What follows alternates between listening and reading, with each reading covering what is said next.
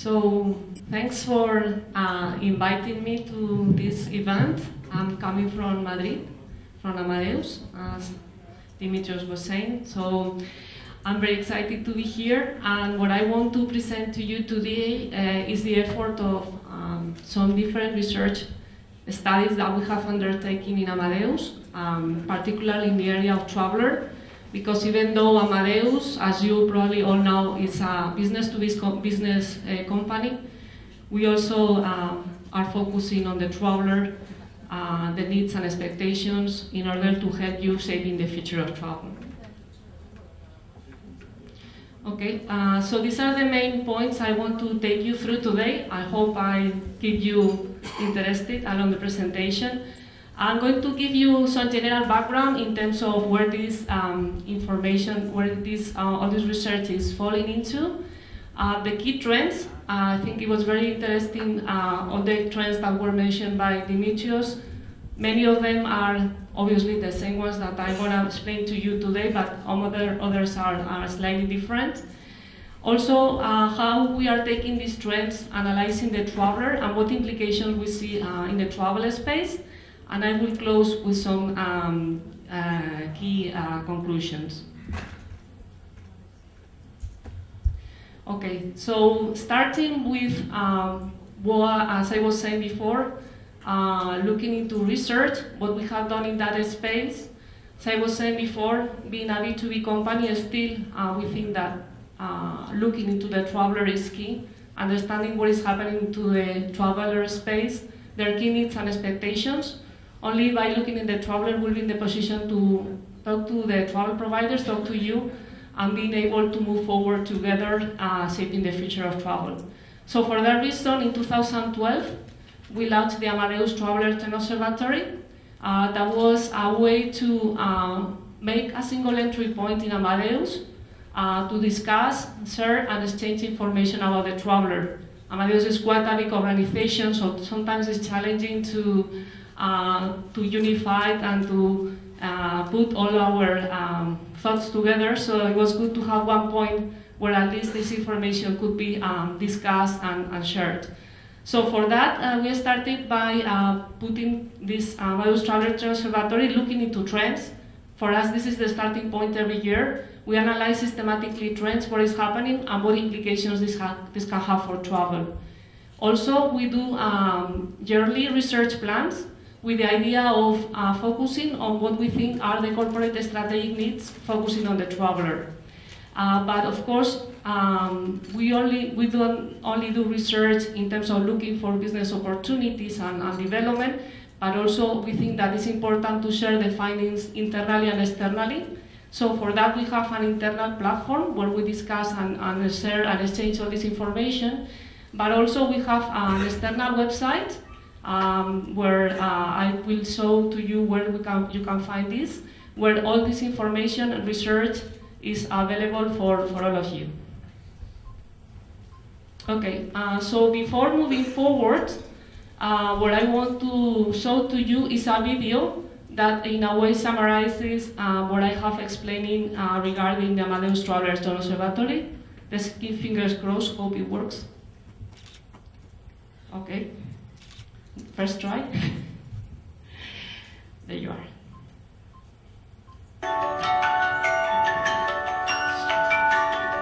Not working. Okay. What if you could find out what really should... There you are.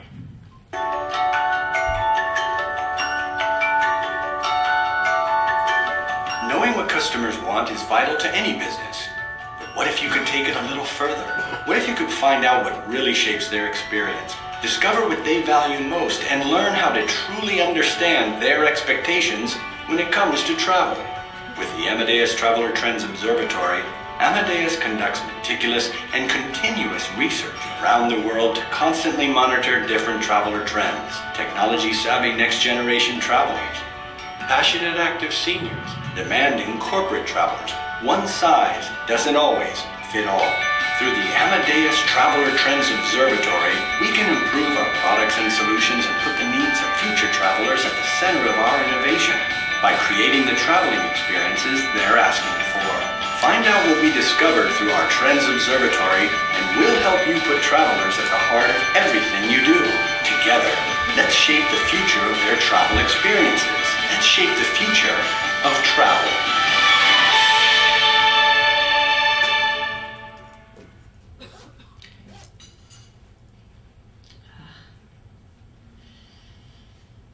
Let's see if I can get to the presentation.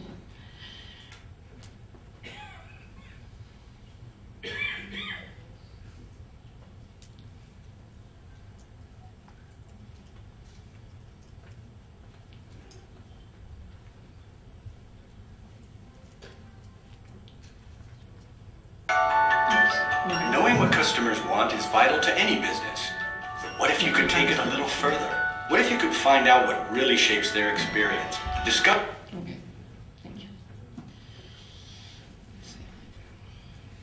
Okay, so this is the summary of ATO and what we intended to do launching this initiative. As I was saying before, we are looking into the trends on an ongoing basis, and I would like to share with you today the 5 key trends that we are following in 2015. One of the key thoughts here is the fact that by 2030, 1.8 billion people will travel internationally, and obviously this has huge implications in terms of the volumes and what this represents. So what I would like is, I would like to start with a trend. I'm happy that Dimitrios didn't mention this one, so it's a little bit different. I would like to start by talking about social changes, because I think this is a very important one, and being myself a sociologist, this also is very dear to my heart. When I was preparing this presentation, I found this cover from the Time magazine from this year, and I thought it was very interesting to share this with you. And the picture is from a baby, and the words that were in this cover, they were saying that this baby could live 142 years. And I think this is a very important thought, and something that can also make us think about what implications this can have for us. The figures tell us that by 2050, over 20% of the population will be 60 years or older. So this can have huge impact to the travel in terms of the specific needs and requirements that these people can have.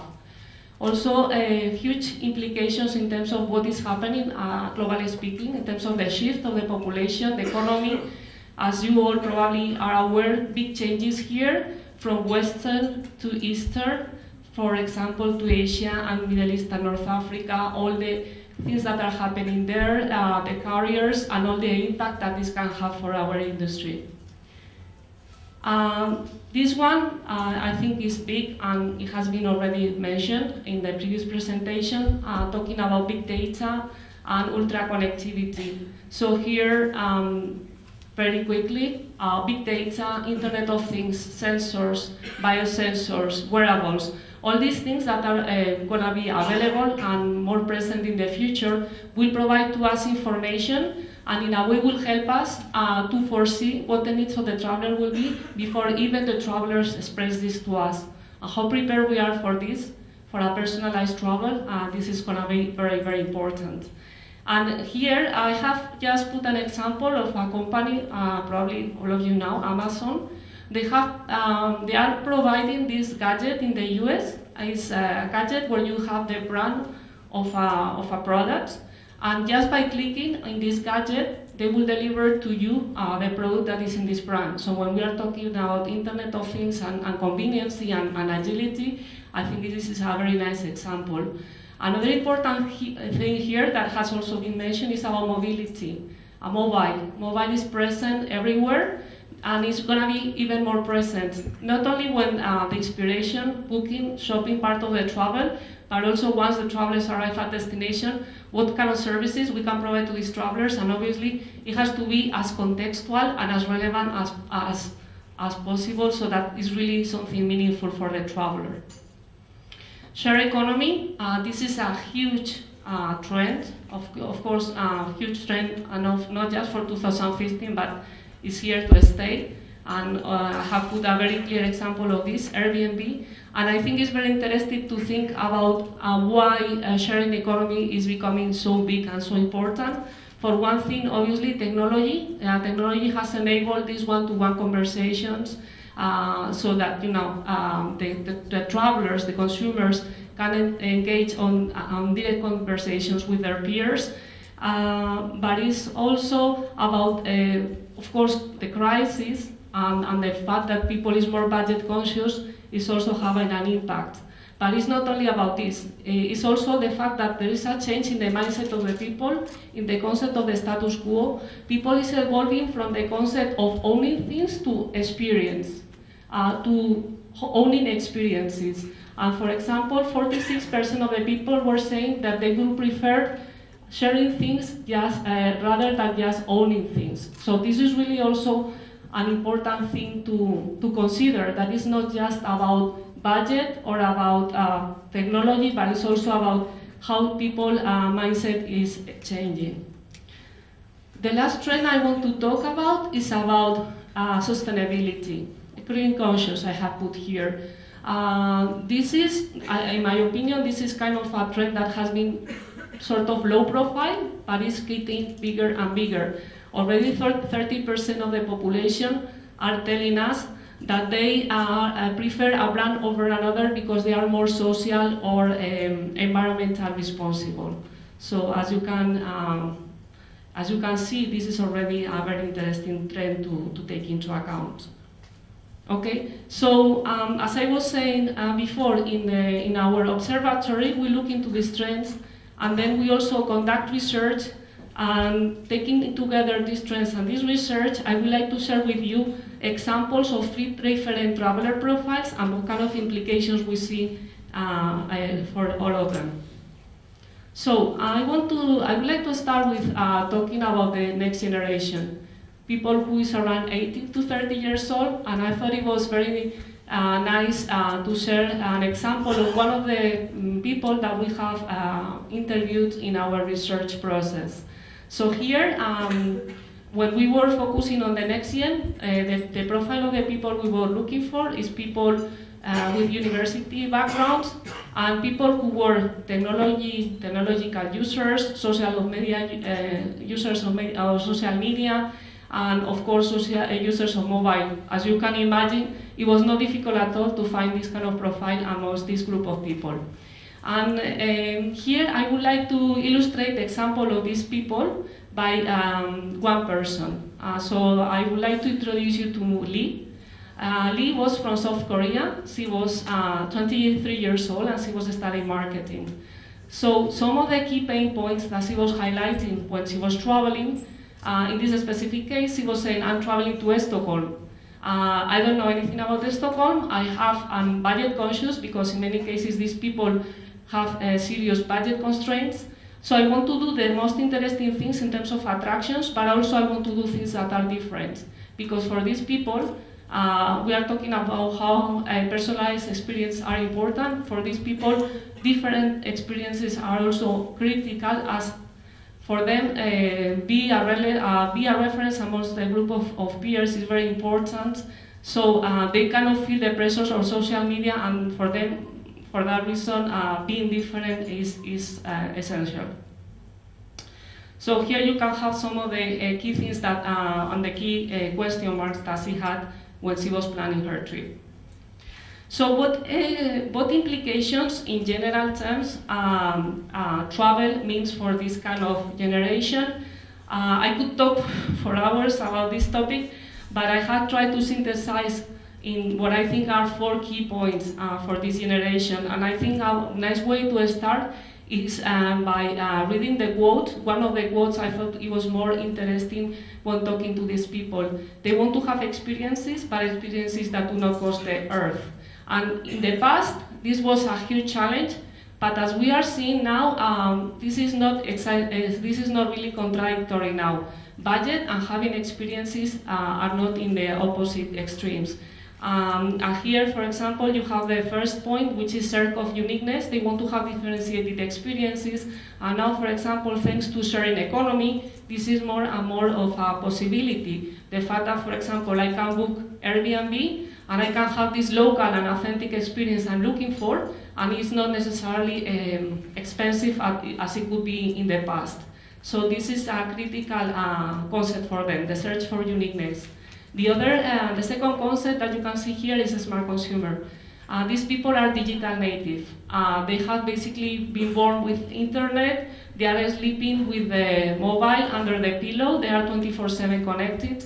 So they really feel empowered in terms of taking their own decisions when they are booking the travel, and they feel that they are able to make their own choices and decisions around travel. So that's why it also becomes more and more challenging to provide relevant solutions for these people that are quite autonomous in their decisions.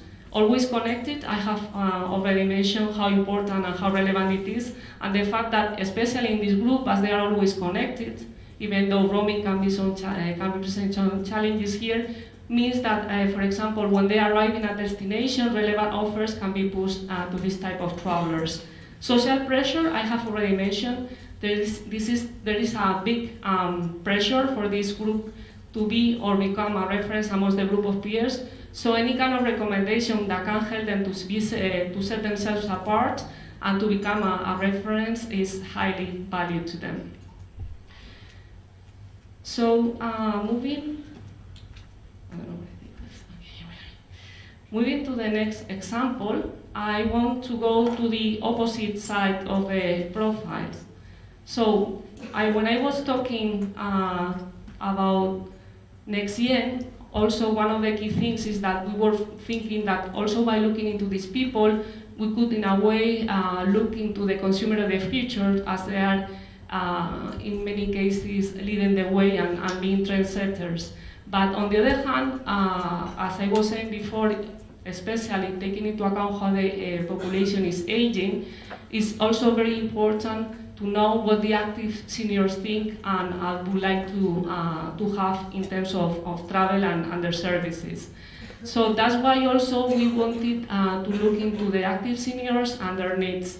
And the way we have profiled active seniors for our research, it was people over 60 years old, with high spending power, people who are retired, about to be retired, and traveling for leisure.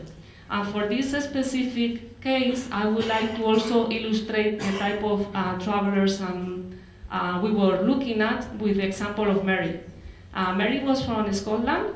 She was 60, married with 2 kids and 6 grandchildren. So in this case, there is also another example coming from travel. She was traveling to Bangkok with relatives, and she also has different challenges and pain points when traveling. In this case, the pain points are completely different to what we have seen before. She was worried because she loves to go to different places and see the main attractions there, but in this case, accessibility can become a clear issue for them. She was saying, for example, I want to go to visit the temples, but I don't know how many staircases I will need to climb, and this can be a problem for me. Or, for example, how long the queues can be to really access to these attractions. So all these questions are things that she was thinking about and that were concerning her when preparing her trip. So, how can we translate this into key traveler expectations for this profile of travelers? Here I have also summarized into 4 main key points. First point, and we thought that this was a very interesting thought and an area for exploration, is about self-actualization. And what we mean here is that in many cases these people had hobbies and interests in the past that had to leave aside because other priorities in life took over. So when they come to this age, and probably in many cases they are retired, they want to reconnect with these hobbies and interests they had in the past. And travel is also a perfect excuse to reconnect with these interests and hobbies. So for example, if they like cooking, maybe they could also look for travel experiences where cooking is an element of this trip experience.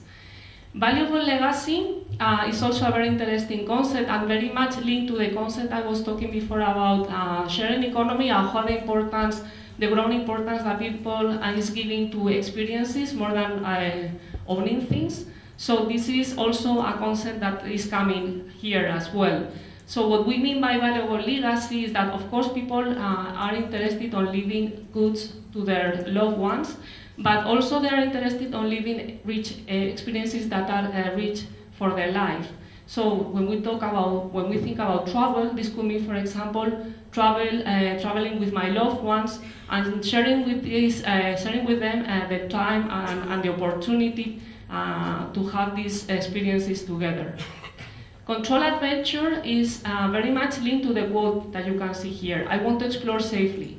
So this is very interesting and very much linked to the concept of how technology can help us to improve the travel personalization and to provide the best service in terms of the experience that these people would like to have. More and more, the people, even active seniors, want to have unique, differentiated experiences. Not all active seniors are equal. Each one of them can have different comfort levels, different understanding in terms of what exploration means, and this needs to be clarified and understood in order to provide to them the right travel package. So the concept of control adventure is very linked to this concept of I want to explore, but I want to explore safely. Trustworthy relationships is the last point here, and is very much linked to the concept of service. They want to be supported, and support is not only the part related to inspiration and booking, where in many cases they have done their own research, and they want to have from the experts the validation that the research that they have done is the right one. But also they would like to have support on the different stages of the travel to validate this process, and also to be a support in case something goes wrong. So in human interaction is very important in this context. Moving to the last example I want to share with you today, which I think is also very important for many of you, is the concept of corporate citizens, basically the idea of business traveler. And here, when we were looking into this profile, we were looking for a very wide range of different profiles of business travelers, people from mid to top positions, people from different sectors, working in different size of companies, frequent business travelers, and a combination of managed and unmanaged company travel policies. So in this specific case, I also wanted to illustrate the example of a traveler with another different character. In this case is Clara. She's Brazilian, she's 35 years old, and she's traveling to Paris. So in this case, what is happening is that, as in many cases has happened, it has happened to me as business traveler, probably also to you, you go for different meetings and one of them is cancelled. You haven't had the time to do research in advance about the destination, so you are on a given place within the city, you don't know where the main attractions are, you don't know what is the distance to the main attractions, and you don't know how long it will take you to go through all these, to go through the attraction that you want to go. So many questions and very little information in terms of how to answer these questions. So taking this to the general points in regards to this profile, what are the key 4 points that we have identified? As I was showing you in the previous slides, exploring is very challenging. And in many cases, as I was saying, you don't have time to do research in advance about the destination, so you basically have to rely on what you can find out there in order to make the decisions. And this is pretty much a concept, maybe you have heard about it, about the bleisure or the hybrid traveler. In many cases, we become this kind of traveler when we are traveling. So being able to have information about the attractions on the go is very interesting for this profile of traveler. The concept, as you can see on the quote, of I want to explore and I want to explore spontaneously. Also, very linked to this is the concept of planning. And what I mean by planning is, when you are preparing your trip, there can be many different challenges. On one hand is if you travel on your own, but if you are traveling with companions, this can add an extra layer of anxiety or complexity to the travel. For example, if you travel with colleagues, if you're traveling with your family, or if you are traveling with customers, what kind of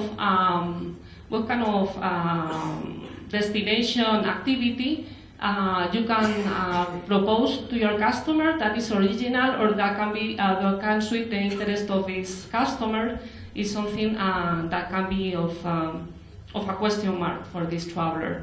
Efficiency is one of the key points here as well, obviously. Ideally, these travelers, they would like to have one entry shop for all the activities related to travel, for the shopping part, but also, for example, for the expense management to be as seamless as possible in terms of process.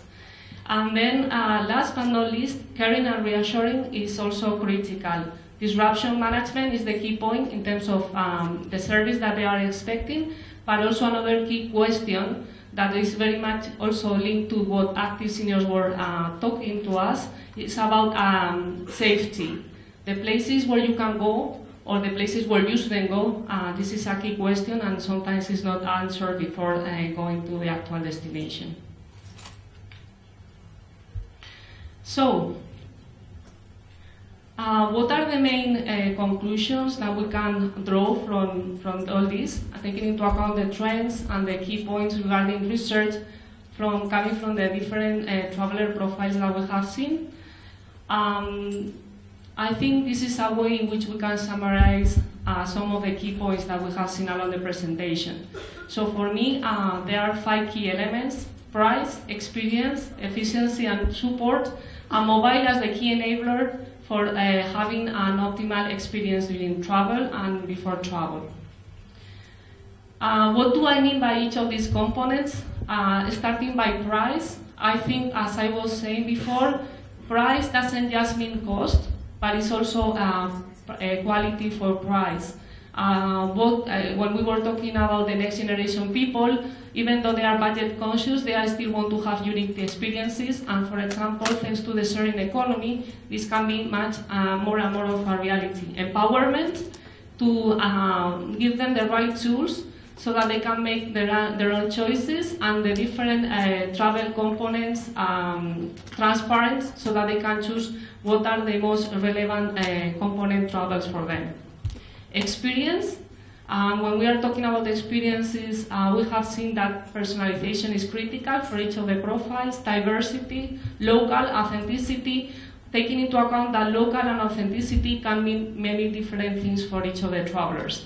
And accessibility, especially thinking about this aging population, can be a very interesting concept to think about and consider. Efficiency. Efficiency has many different meanings, as I was talking before about one-stop shop, about this B2C shopping-like experience that corporate citizens were asking about. So a simplified process in the shopping part of the booking. Planning, how much you can help me in this planning process when we're talking about corporate citizens, when I'm traveling with customers, when I'm traveling with families. What can you do to facilitate this part of the travel? And expense management also as a critical part for business travelers. Support. Support is also very important, and support has different meanings for each of the travelers. In any way, support has to be more proactive and more on the go. And as we were saying, mobile can be a key enabler for this process. Disruption management becoming critical for business travelers, the human interaction that were requested by active seniors, safety, a common denominator across the board, and sustainability we have seen as a key trend. And I would like just to close my presentation today by encouraging to all of you to go to visit our website in Greece, where you are going to be able to find the links to the reports of the Amadeus Traveler Trend Observatory. As I was saying, A lot of info to digest and a lot of information available. So, welcome to go there and see what is there. And thanks to all of you. Thanks for inviting me. And as you can see here, if you want more information, please contact my colleague Vicky Bardacu here, who will be happy to help you. And Evkaristos. Thank you. Gracias.